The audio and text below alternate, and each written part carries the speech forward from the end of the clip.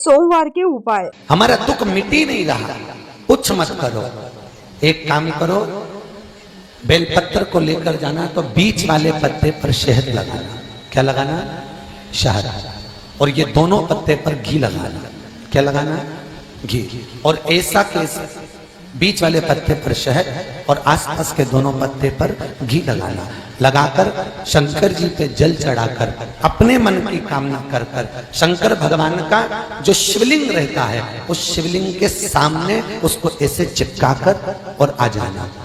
आप केवल 5 सोमवार करके देखो, आपका दुख तुरंत मिटेगा, तकलीफ तुरंत मिटेगी, कष्ट तुरंत कटेगा।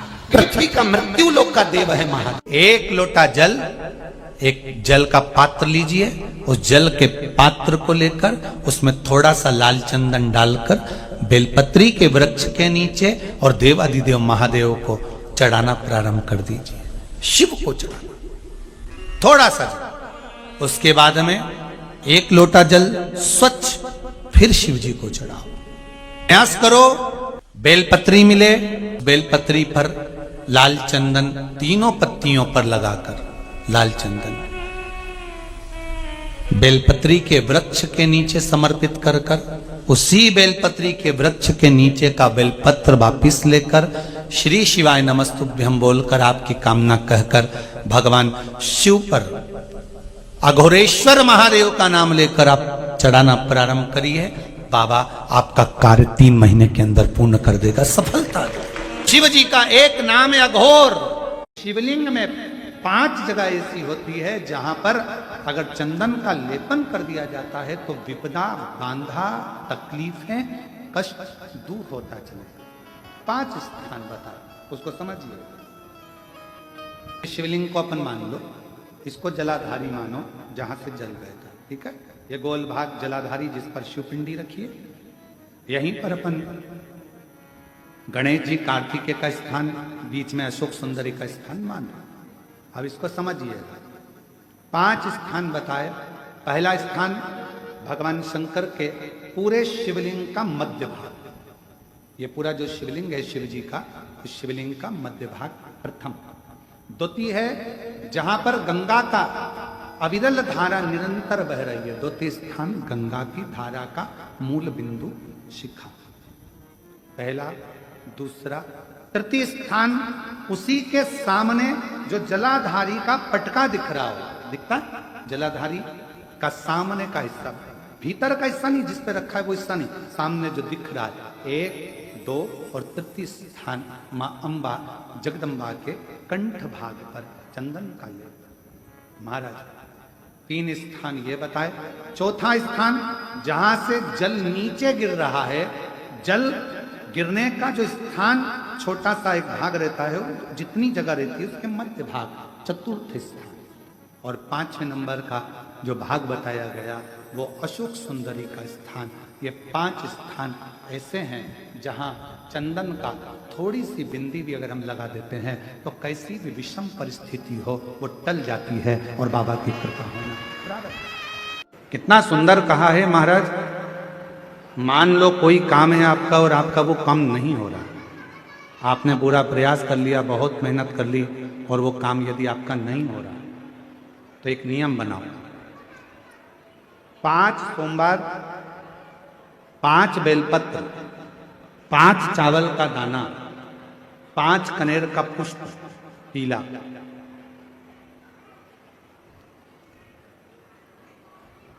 शिव जी के मंदिर में लेकर जाइए। सबसे पहले अशोक सुंदरी वाली जगह पर वो 5 बेलपत्र, 5 चावल के दाने और 5 कनेर का पुष्प, अशोक सुंदरी की जगह, आपको मालूम है ना अशोक सुंदरी की जगह सबको। तो स्थान पर आप जो भी 5 बेलपत्र, 5 चावल का दाना, 5 कनेर का पुष्प लेकर गए हो, यहां समर्पित करो। शिव जी से प्रार्थना करो, बाबा मेरा ये काम है पूर्ण होना चाहिए। बहुत हाथ पैर जोड़ लिए लोगों के, हो नहीं रहा। यही सामग्री को उठाकर शंकर भगवान के शिवलिंग पर समर्पित करो। बाबा से प्रार्थना कर कर बाबा इसको स्वीकार करना। जैसे अशोक सुंदरी कि बात को आप स्वीकार करते हो, वैसे ही अशोक सुंदरी की बात को स्वीकार कर कर मेरी झोली भरना। 5 सोमवार बाबा के मंदिर में जाकर ये प्रयास करना प्रारंभ करो, ये कार्य करना प्रारंभ करो। मेरा देव अधिदेव महादेव जो कार्य अटक रहा है उसको पूर्ण तरह से कर ही दो, पूर्ण तरह से। 5 सोमवार का नियम बनाओ, 5 बेलपत्र, 5 चावल के दाने और 5 बोलो बोलो कनेर के पुष्प, पीला। जिसके घर में संपदा की कमी होती है, जिसके घर में कर्जा बढ़ जाता है, लक्ष्मी नहीं आती, बहुत टेंशन की जिंदगी जीता है मनुष्य, व्यापार चल नहीं रहा, बहुत तकलीफ का जीवन चल रहा होता है, तो आज भी नियम है महाराज कि सोमवार शुक्रवार ये 2 बार ऐसे हैं, इन 2 बार को यदि कटोरी में थोड़ा सा शहद रखकर, मधु रखकर यदि लक्ष्मी जी का स्मरण किया जाए और माता लक्ष्मी जी का स्मरण कर कर एक लाल पुष्प उस कटोरी के सम्मुख में माता लक्ष्मी का नाम लेकर रखा जाए, 5 या 7 सोमवार या शुक्रवार को यदि आप मधु का भोग लक्ष्मी जी को लगाना प्रारंभ कर दें, शिव का नाम स्मरण कर कर, तो उसके घर में कभी संपदा की कमी नहीं होती, लक्ष्मी उस संपदा को बढ़ाती। ज्येष्ठा महीने में भी मौका लगे अपने जीवन में और तुम्हें लगे कि मेरे जीवन में दुख समाप्त ही नहीं हो रहा, मेरे दुख जा ही नहीं रहा, तो 5 बेलपत्र, एक बेलपत्र जिसकी डंडी का भाग जल जहां से बहकर बाहर निकल रहा है, अशोक सुंदरी का स्थान देखा है ना सब लोगों ने, बस उसी स्थान पर पहली बेलपत्र। दूसरी बेलपत्र पार्वती जी के स्थान पर, अर्थात जो जलाधारी है वहां पर। तीसरी बेलपत्र शंकर भगवान के शिवलिंग के सम्मुख में जहां आप बैठे हो वहां बैठकर डंडी का भाग विपरीत दिशा में रखकर, तीसरा बेलपत्र। चौथा बेलपत्र भगवान शंकर का जल जहां से नीचे गिर रहा है उस ओर सीधी बेलपत्र नीचे की ओर। और 5वीं बेलपत्र शंकर भगवान के अशोक सुंदरी के स्थान को छुआकर नंदी के पास रखकर, जो घड़े में जल है अर्थात मट्टी के पात्र में जो तुम जल लेकर गई हो, उस पात्र के जल से शंकर का अभिषेक कर देना, शिव को वो जल समर्पित कर देना। जिंदगी में कैसा भी दुख हो वो कटता ही है, वो दुख रह नहीं सकता, ये निश्चित था। महीने के किसी भी एक सोमवार को हम ये नहीं कहेंगे कि तुम सोमवार 5 पढ़ रहे हैं तो 5 को करो, 4 पढ़ रहे हैं तो 4 को करो, 3 पढ़ रहे हैं तो 3 को करो। तुम तो महीने का एक सोमवार का नियम बना। और मेरी जीजियों से, मेरी बेटियों से जो विदेश में रह रही हैं, जो कहीं बाहर रह रही हैं, कहीं बड़े शहर में रह रही हैं, जो रोज मंदिर नहीं जा सकते, हर किसी महीने के एक सोमवार को भी ये नियम निर्धारण कर सकते, तो उनसे कहेंगे कि 3 महीने में एक सोमवार का नियम बना लो। 3 महीने में नहीं बना सकते तो 6 महीने में एक सोमवार का नियम बना लो, और 6 महीने में नहीं बना सकते तो 1 साल में एक सोमवार का ऐसा नियम बना लो कि मैं साल का एक सोमवार ऐसा रहूंगी कि सुबह सोमवार के दिन मंदिर में जाकर जल चढ़ाऊंगी, दोपहर में जाकर बाबा को एक अक्षत का दाना रखकर, अक्षत का मतलब है कि बाबा मेरी दिनों दिन उन्नति करना। बेलपत्री के वृक्ष के नीचे जो अक्षत रखा जाता है वो उन्नति के लिए रखा जाता है। शंकर के शिवलिंग पर जो अक्षत रखा जाता है वो रोग मुक्ति के लिए रखा जाता है। अशोक सुंदरी पर जो अक्षत रखा जाता है वो संतान प्राप्ति के लिए रखा जाता है। षडानंद कार्तिकेय की ओर जो अक्षत रखा जाता है वो हमारे बच्चों की सुख समृद्धि के लिए रखा जाता है। विनायक की ओर, गणेश जी की ओर जो अक्षत रखा जाता है वो हमारे घर में कोई मंगल कार्य आ जाए उसके लिए रखा जाता है। और जो पीठिका होती है जिसपे शिवलिंग रखा होता है, पार्वती जी का हस्तकमल, उस पर अक्षत रखा जाता है तो नारी के अखंड सौभाग्य के लिए रखा जाता है। अक्षत रखने का भी तरीका है। एक चावल का दाना कहां रखा जाता है, क्यों रखा जाता है, कैसे रखा। अब कई लोग कहते हैं गुरुजी ये शिव महापुराण में आप ये नियम बताते हो, तरीका बताते हो। हम तो उनसे कहेंगे डॉक्टर के पास जाओगे तो डॉक्टर भी गोली लिखकर ये नहीं कह देगा कि ये सारी गोली एक साथ खा जा।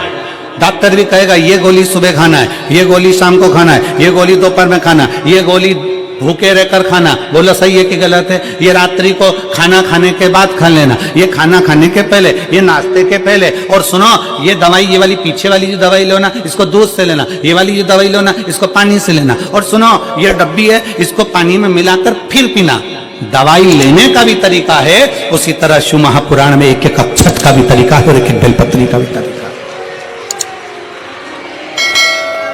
अब मान लो 6 महीने का एक सोमवार निकाल लो, 3 महीने का एक सोमवार निकाल लो, महीने का एक सोमवार निकाल लो, अपने से दिल में बन जाए तो एक सोमवार ऐसा निकालो जिसके 3 नियम धारण हो। पहला, उसी सोमवार जिसको कर रहे हो उस दिन सुबह जल चढ़ाना।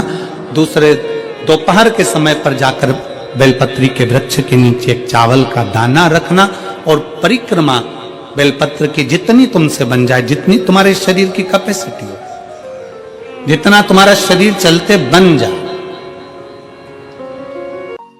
महीने के किसी भी एक सोमवार के दिन पंडित प्रदीप मिश्रा जी ने बताया है, सुबह 1 लोटा जल शिवलिंग पर समर्पित करे, दोपहर के समय एक चावल का दाना बेलपत्र के वृक्ष के नीचे समर्पित करे और बेलपत्र की 7, 11 या फिर 21 परिक्रमा कर ले। प्रदोष काल में एक घी का दीपक बेलपत्र के वृक्ष के नीचे और एक घी का दीपक शिव मंदिर में अवश्य जलाए। गुरुजी ने बताया है कि सोमवार के दिन यह 3 नियम धारण करने से आपको सभी कामों में सफलता जरूर मिलेगी, सभी अटके हुए काम पूरे जरूर होंगे। तो आप भी महीने के किसी भी एक सोमवार के दिन यह उपाय अवश्य करें। पशुपति व्रत होता है और वो व्रत ऐसा है कि उस व्रत को 5 सोमवार करना चाहिए, कोई से भी 5 सोमवार, जिसमें तुम्हारी मर्जी पड़े। ऐसा कौन सा काम है जो पशुपति व्रत से नहीं हो सकता? जब पशुपति अस्त्र मात्र भगवान राम के तरकश में रखे होने पर लंकाधिपति रावण के प्राण निकल सकते हैं, तो जीवन का वो कौन सा सुख है जो पशुपति व्रत से प्राप्त नहीं हो सकता? बस उसका नियम है, 5 सोमवार करो, पहले सोमवार को करो चाहे दूसरे सोमवार को करो। जिस सोमवार को पशुपति व्रत करो, सुबह शंकर जी के मंदिर में जाकर पूजन करो, अर्चना करो, अभिषेक करो, वो थाली को लेकर वापिस घर में रख दो। सुबह फलार करो, शाम को वापिस उसी थाली को लेकर जाओ, उसमें 6 दिए लगाकर लेकर जाओ। दिए को जलाना नहीं है, केवल घी के दिए लेकर जाना है, थोड़ा सा मीठा। शिव महापुराण में, स्कंद पुराण में जो पशुपति व्रत बताया है उसका विधान, थोड़ा सा मीठा लेकर जाओ। शिव जी की फिर पूजन करो, पूजन करने के बाद में शाम के समय प्रदोष काल में पूजन करो। पूजन करने के बाद बाबा भोलेनाथ की आराधना कर कर 5 दिए शंकर जी के सम्मुख में लगा दो।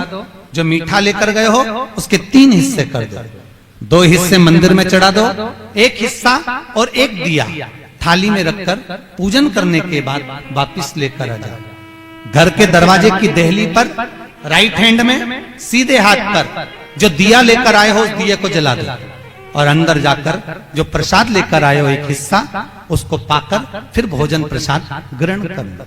ऐसे पशुपति नाथ के 5 व्रत होते हैं। ऐसा कौन सा कार्य है जो भोलेनाथ पूरा ना करता?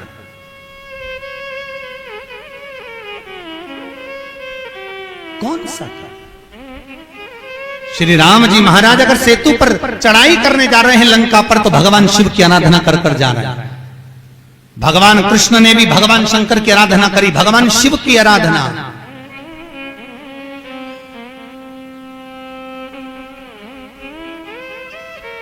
शिव अर्चना। मेरे वेंकटेश भगवान तिरुमाला के शिखर पर अगर तिरुपति बालाजी विराजमान हैं, तो पहले उन्होंने भगवान शिव जी से पूछा कि हम यहां बैठकर तप करना चाहते हैं, आ जाएं? भगवान शंकर ने कहा आओ और तिरुमाला के शिखर पर बैठकर तप करो, साधना करो, आपकी मर्जी पड़े वैसे निवास करो।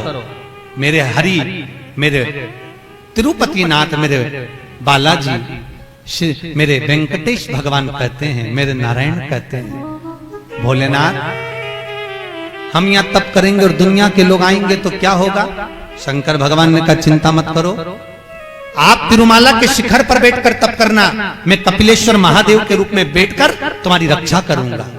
अगर आप तिरुपति गए होगे तो आपको मालूम होगा ऊपर तिरुमाला में मेरे नारायण हैं, तो नीचे कपिलेश्वर महादेव में मेरे शंकर बैठकर रक्षा कर रहे हैं। नाथ द्वारा चले जाओ। जब श्री जी बाबा के ऊपर आक्रमण किया गया, भोलेनाथ जी के ऊपर जब श्रीनाथ जी के ऊपर जब आक्रमण किया गया, गोवर्धन नाथ जी की मूर्ति को खंडित करने का जब भाव आया, तब ब्रजवासियों ने शंकर भगवान को घास के पूले में दबाकर बैलगाड़ी में लेकर रात की रात भाग गए। और श्रीनाथ जी को लेकर जब भागे, सब दूर घूम लिए, श्री जी बाबा को कहां रखें, श्रीनाथ जी को कहां रखें। तब सब दूर घूमने के बाद मेवाड़ की भूमि में जब पहुंचे तो शंकर भगवान से श्री जी बाबा ने कहा, भोलेनाथ अब आप बता दो हम कहां रहे, बार बार घूम रहे हैं, कहां जाएं, किस जगह?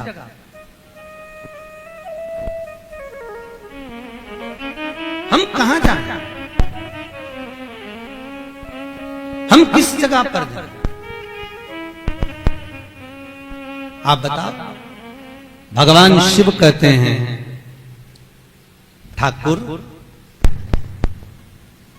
हे श्री जी बाबा, आप एक काम करो, आप मेवाड़ की इसी भूमि पर रहिए, आप यहां रहोगे और हम एकलिंग जी के रूप में आपकी रक्षा करेंगे। कभी आप नाथद्वारा जाकर देखना, श्रीनाथ जी में श्री जी बाबा विराजमान है और उनके पास में एकलिंग जी के रूप में भगवान शंकर विराजमान है। कोई ऐसी धरा, कोई ऐसी भूमि, कोई ऐसी जगह जहां शिव ना हो, हर जगह सर्वस्व विराजमान भोलेनाथ, सर्वस्व। ऐसे ही शिव महापुराण के उपाय देखने के लिए चैनल को सब्सक्राइब करें। श्री शिवाय नमस्तुभ्यम।